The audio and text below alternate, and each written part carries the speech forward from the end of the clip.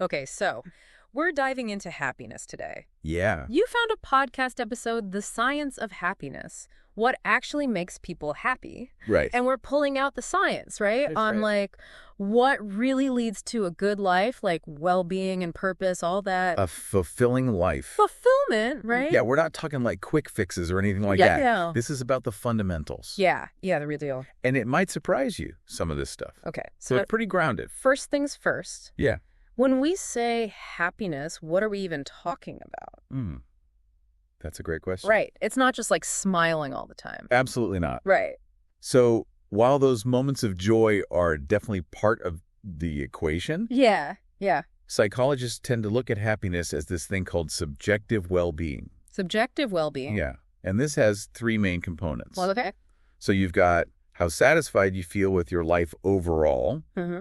Then there's how often you experience positive emotions. And then it's also about how much you're not overwhelmed by negative emotions.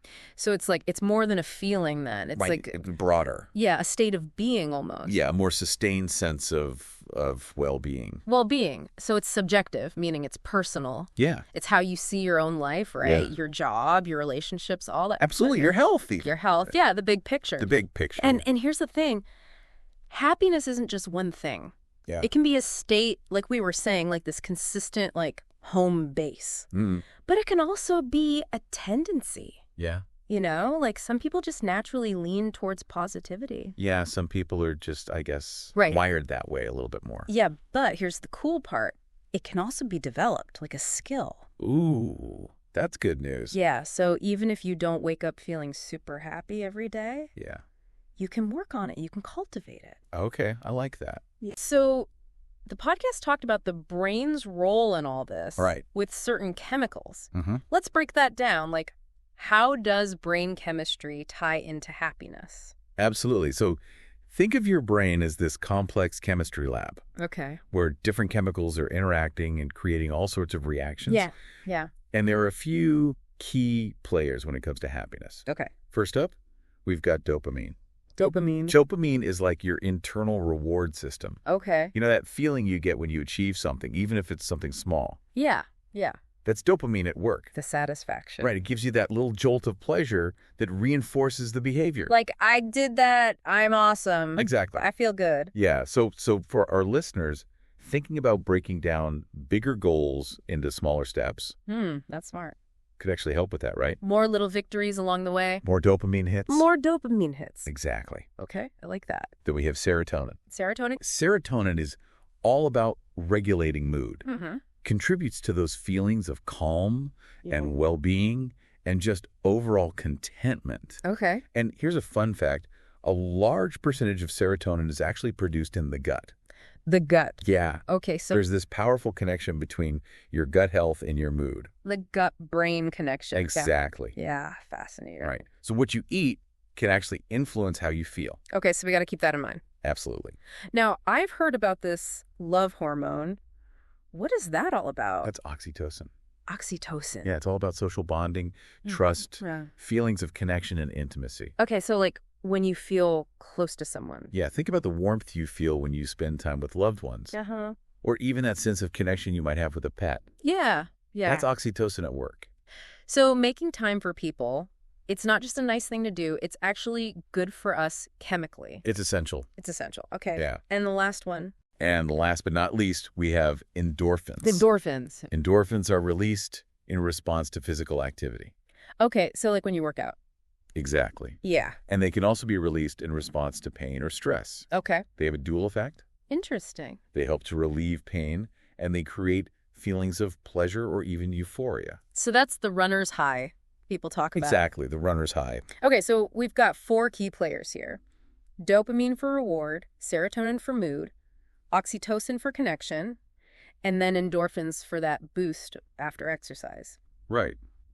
But the podcast made this point that these levels, they're not fixed. Right. Like we can actually influence them. Absolutely. So how do we do that? How do we nudge things in a happier direction? So that's the really empowering part, realizing that we have a degree of control over these chemicals. Oh. For instance, engaging in regular exercise. Uh-huh. A fantastic way to boost those endorphins. So we're not just talking about physical health benefits. No, it's a mood booster too. Okay, that's great.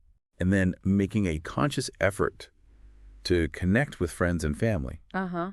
That can increase oxytocin. And then setting and achieving goals, even small ones, that triggers dopamine. Right. Exactly. Okay, so it's all connected. And practices like gratitude can influence serotonin pathways. Wow. So we can really make a difference here. Yeah, it's an active process. I love that. Yeah. Now, you mentioned the Harvard study of adult development before we started recording. Right. And this is a huge study. It's been going on for like 80 years. Over 80 years. Crazy amount of data. It's incredible. So what's the biggest takeaway when it comes to happiness from all that research? Well, after all those decades of tracking people's lives, the clearest predictor of both happiness and good health wasn't wealth, it wasn't fame, it wasn't career success. Wow. It was the quality of people's relationships. Or relationships. Yeah, strong, positive connections with partners, with family, with friends were overwhelmingly the most significant factor in their long-term well-being. So all this societal pressure to climb the ladder and make tons of money, that might be misguided when it comes to happiness. It seems that way. Huh, that's a big deal. It really underscores our basic human need for connection and belonging. Right, so forget chasing that promotion just for happiness. Yeah. Your relationships are your biggest asset. It seems so. Invest there. Absolutely. That's a huge reframing. It is. Now, besides that landmark study, what else pops up in the happiness research? So, several other things consistently come up. Okay. Gratitude, for example, is strongly linked to increased happiness. Gratitude. Yeah. Regularly taking the time to appreciate the good things in your life, Okay. no matter how small, can really boost your mood, Mm. improve your sleep quality, and even strengthen your relationships. Now, I've heard about gratitude journals. Is that like a real thing? Does writing things down actually help? The research suggests it does. The act of consciously focusing your attention on those positive aspects, it shifts your mindset, fosters a more optimistic outlook. Interesting.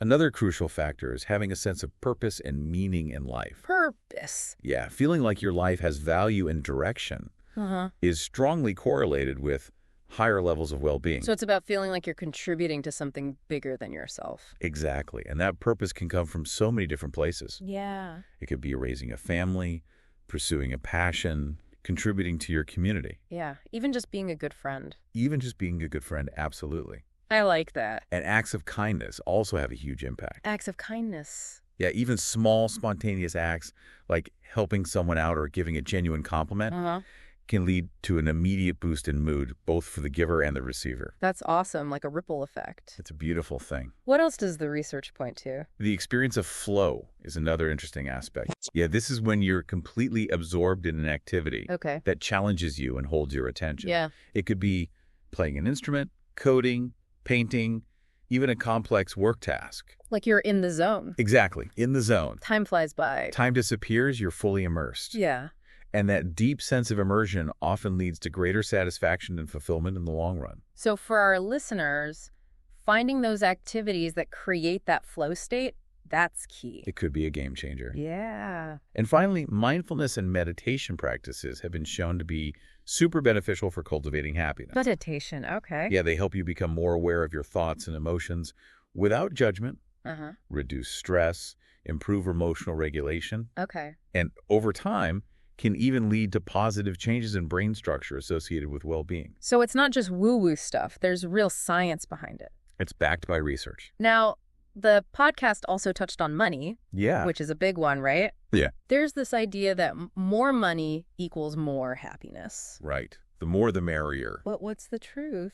So the research is pretty clear on this. Okay. Happiness does tend to increase with income, but only up to a point. Up to a point. Yeah, there's a threshold. Okay. And that threshold is often cited as being somewhere between $75,000 and $100,000 annually. Okay. A decent amount, but not crazy rich. Right. And it's important to remember that this can vary depending on where you live in your individual circumstances. Yeah, cost of living and all that. Exactly.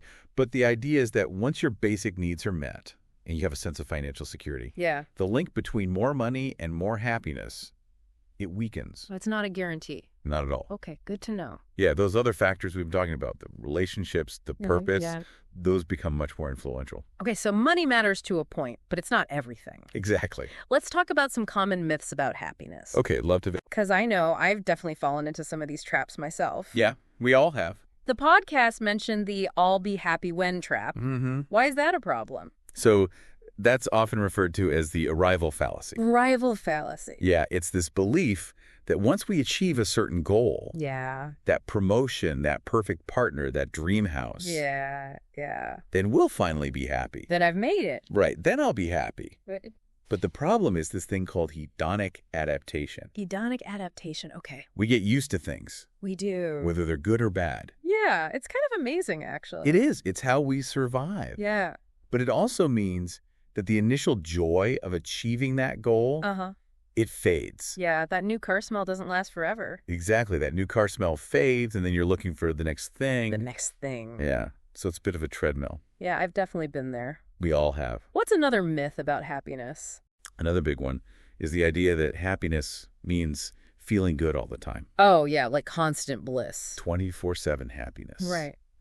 The reality is life is full of ups and downs. For sure. There will be challenges, there will be sadness, there will be discomfort. Discomfort, yeah. Trying to avoid all negative emotions is not realistic. Yeah, you can't just shut them out. And it can actually be counterproductive.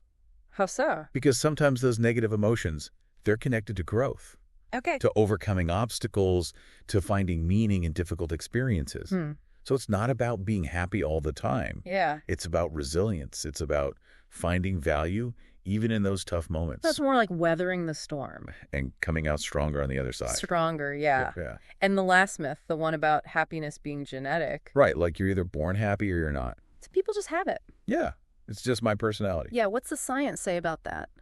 So while genetics do play a role in our baseline tendencies toward happiness, some people are naturally more inclined to experience positive emotions. Yeah. That's not the whole story. Okay. Research suggests that a large portion of our happiness, estimates range up to around 40%, 40%? is influenced by our choices, our actions, our behaviors. So it's not set in stone? Not at all. That's good news. It is. It means we have power. You can take control. Absolutely. So what can people do? What are some practical tips for cultivating happiness?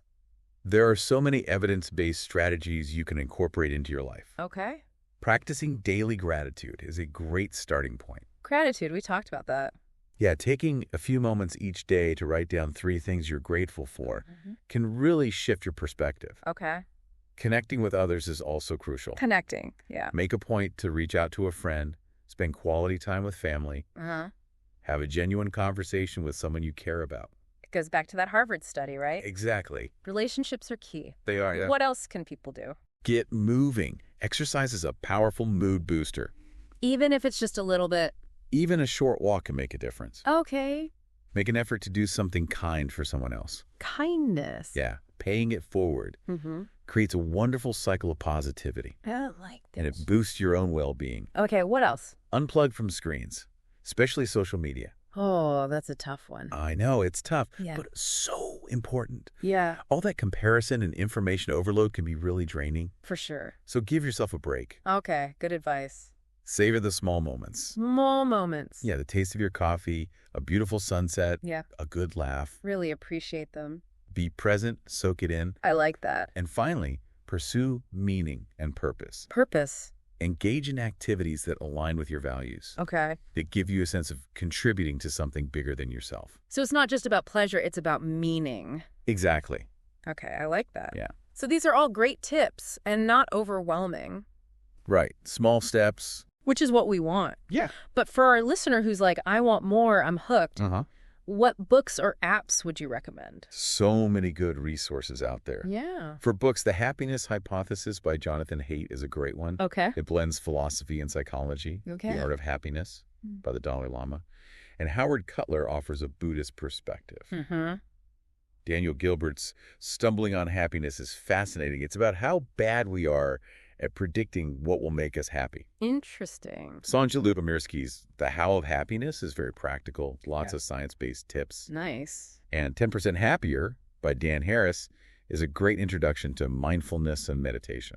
Okay, that's a great list. We'll link to those in the show notes. Perfect. What about apps? Headspace and Calm are both very popular for meditation and mindfulness. Yeah. And then there are apps specifically for gratitude, like Gratitude Journal. Okay, cool. Yeah, it can help make that a daily habit. So as we wrap up this deep dive into happiness, what's the main message you want our listener to take away?